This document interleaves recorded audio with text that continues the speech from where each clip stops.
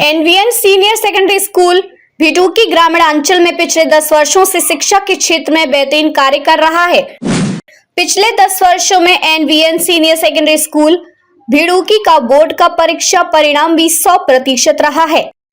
NVN senior secondary school भिड़ूकी की principal कुसुम चौधरी जी ने नई शिक्षा नीति पर भी अपने विचार साझा किए। उन्होंने यह भी कहा कि जो स्कूल बगैर मान्यता के चल रहे हैं, उन स्कूलों पर बड़ी कार्रवाई करने के लिए सरकार व शिक्षा विभाग से आग्रह किया। वहीं उन्होंने अभिभावकों से भी आग्रह करते हुए कहा कि आप अपने बच्चों को कम फीस के चक्कर में बगैर मान्यता प्राप्त स्कूल्स में ना पढ़ाएं और बच्चों की शिक्षा के साथ खिलवाड़ ना करें। उन्हें अच्छे स्कूल में अच्छी शिक्षा प्राप्त कराकर ही उन्हें देश का अच्छा नागरिक बनाएं। एनवीएन सीनियर सेकेंडरी स्कूल भिड़ूकी में क्यों जरूरी है अपने बच्चों का एडमिशन कराना, आइए देखते हैं और सुनते हैं क्या कहना है एसएस न्यूज बामन न्यूज चैनल पर एनवीएन सीनियर सेकेंडरी स्कूल भिड़ूकी की प्रिंसिपल कुसुम चौधरी जी का इस इंटरव्यू के माध्यम से। देश निर्माण, राष्ट्र निर्माण और समाज निर्माण में शिक्षक और स्कूल की सबसे बड़ी भूमिका होती है। तो आज पहुंचे हैं ग्रामीण आंचल में चल रहा एनवीएन सीनियर सेकेंडरी स्कूल जो भिड़ूकी गांव में स्थित है। हमारे साथ मौजूद है प्रिंसिपल मैम कुसुम चौधरी जी। उनसे जानेंगे कि शिक्षा को किस तरीके से बेहतर बनाया जाए, क्योंकि नई शिक्षा नीति भी सरकार की ओर से चालू की गई है और ये शिक्षा के क्षेत्र में कितने वर्षों से कार्य कर रही है। मैम बहुत बहुत स्वागत है हमारे खास कार्यक्रम। धन्यवाद, नमस्कार।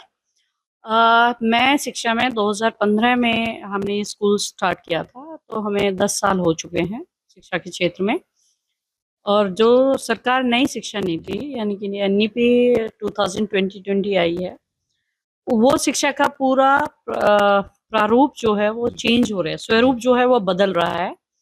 तो इसमें मैं 2-3 चीज़ें जो आपको बताऊंगी। पहली जो हमारी शिक्षा हुआ करती थी वो कंटेंट बेस्ड थी।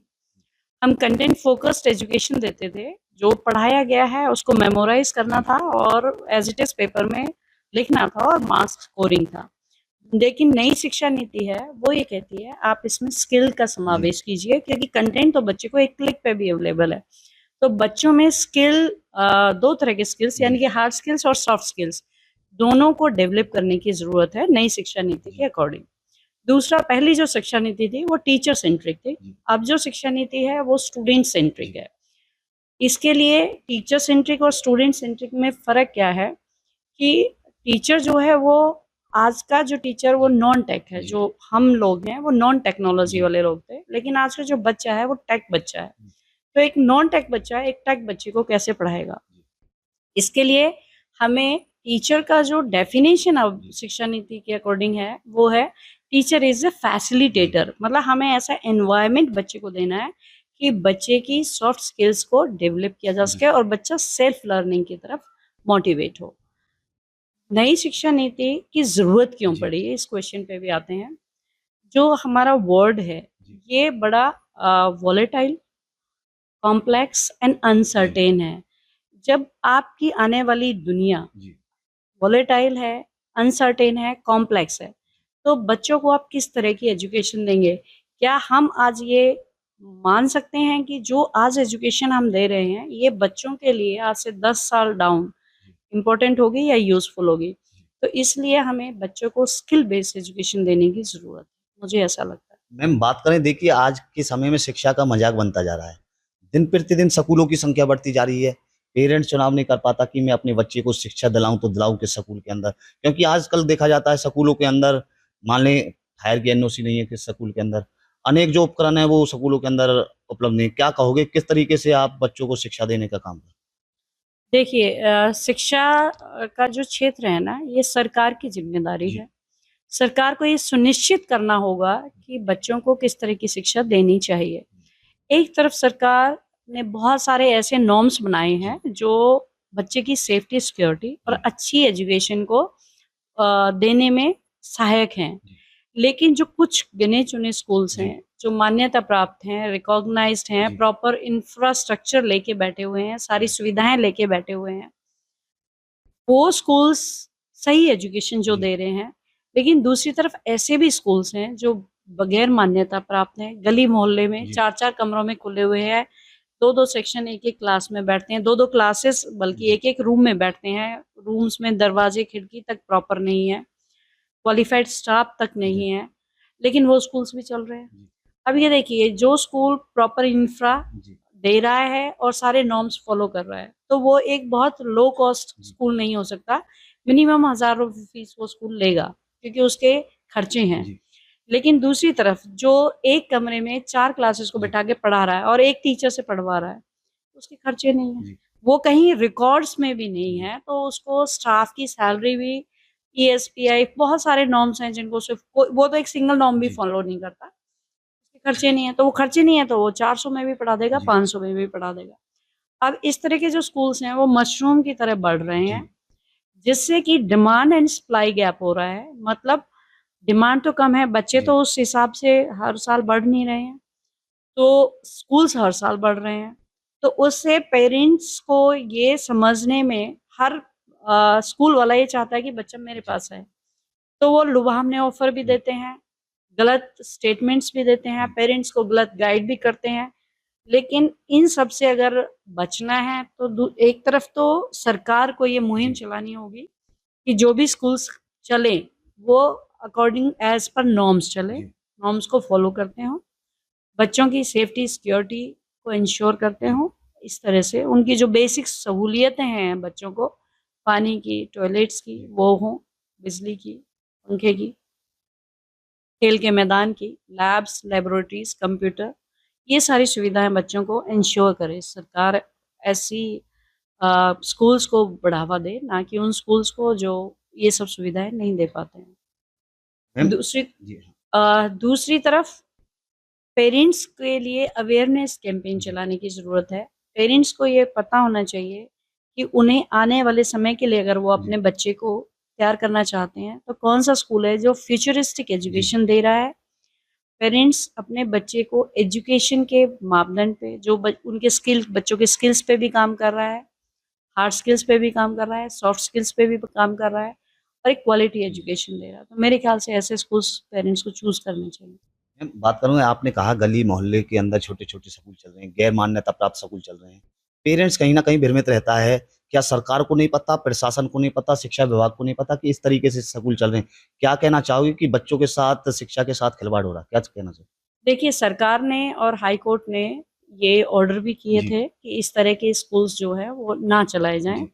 उसका जो उद्देश्य है वो यही है साफ तौर पे कि जो नई शिक्षा नीति कहती है, ये स्कूल्स, इवन हमारे जैसे हुँ। स्कूल्स भी अगर पूरी तरह से शिक्षा नीति को इम्प्लीमेंट करना चाहें तो बहुत सारे खर्चे हमें जी। करने पड़ रहे हैं। जैसे आप स्कूल में देख रहे हैं कि जी। हम इस साल एक ऑडिटोरियम बना रहे हैं, जिसकी कॉस्ट बहुत जी। हाई है।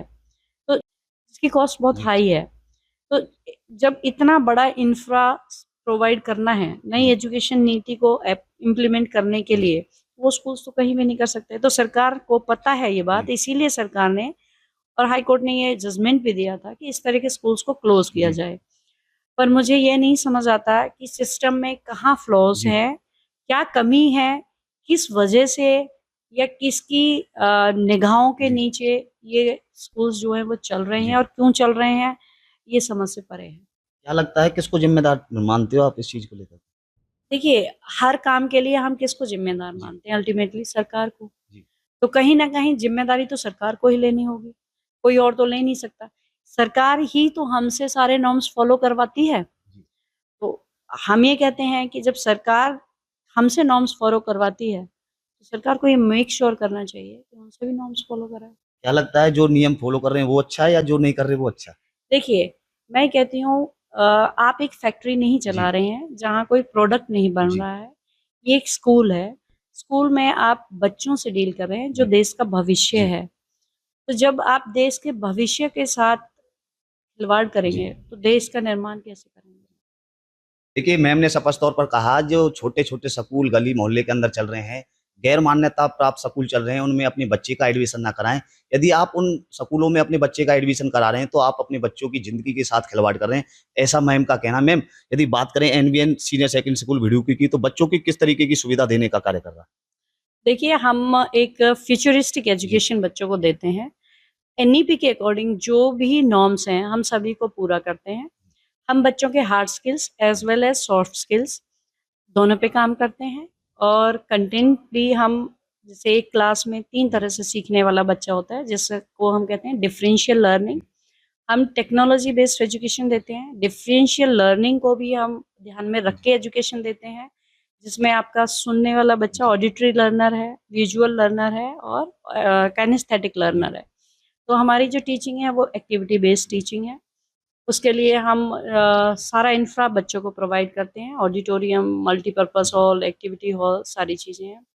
कंटेंट बेस्ड एजुकेशन को कॉन्सेप्ट्स क्लियर कैसे करें, उसके लिए हम डिजिटल कंटेंट है हमारे पास, बच्चों के पास, स्टूडेंट्स के पास ऐप्स भी हैं।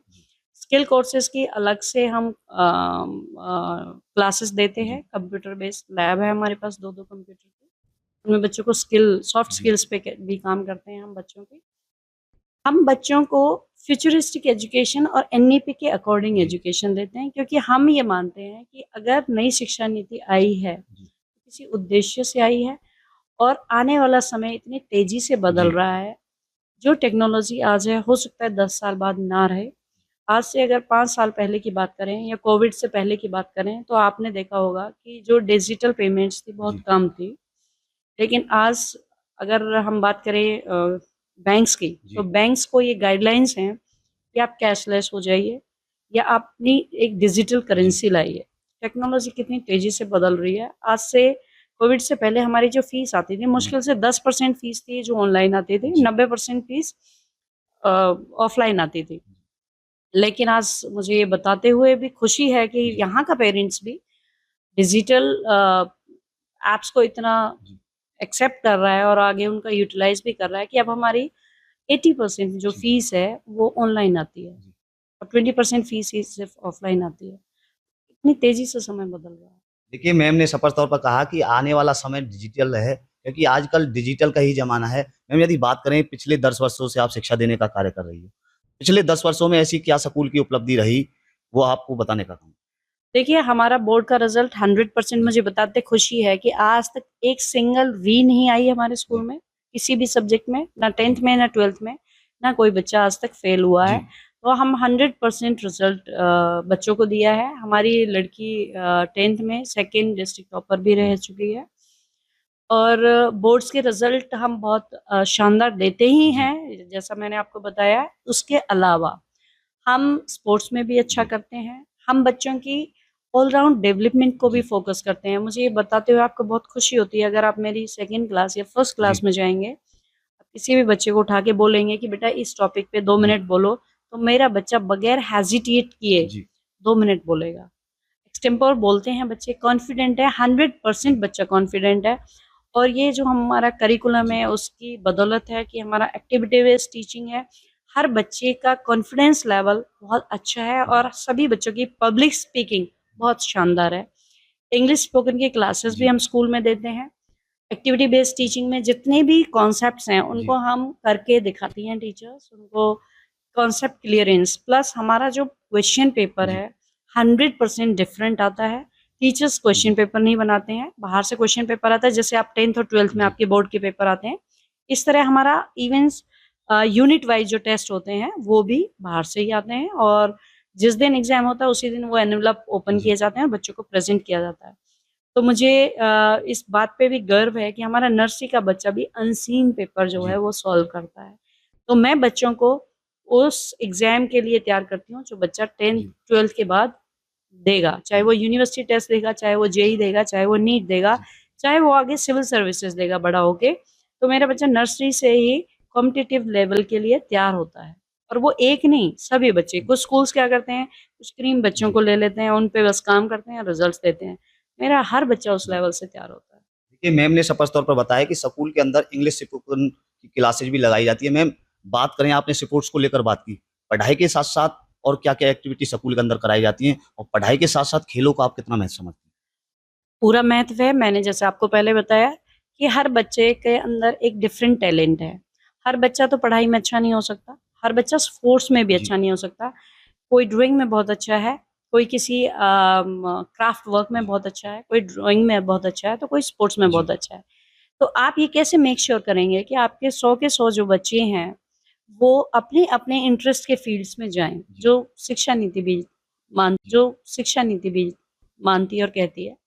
इसके लिए हम यानी कि हर तरह के स्किल पे काम किया जाए। अगर कोई बच्चा स्पोर्ट्स में अच्छा है तो आप उसको स्पोर्ट्स एनवायरनमेंट जी। दीजिए, स्पोर्ट्स की सुविधाएँ दीजिए। मैंने आपको बताया हम ऑडिटोरियम में बना रहे हैं, जो कि हमारा मल्टीपर्पज़ हॉल है, जी। जिसमें हम इंडोर स्पोर्ट्स रखेंगे जैसे कुश्ती और बैडमिंटन।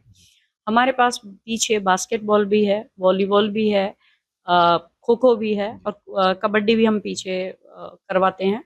स्पोर्ट्स में पूरी सुविधाएँ हैं हमारी, बैडमिंटन भी है हमारे पास।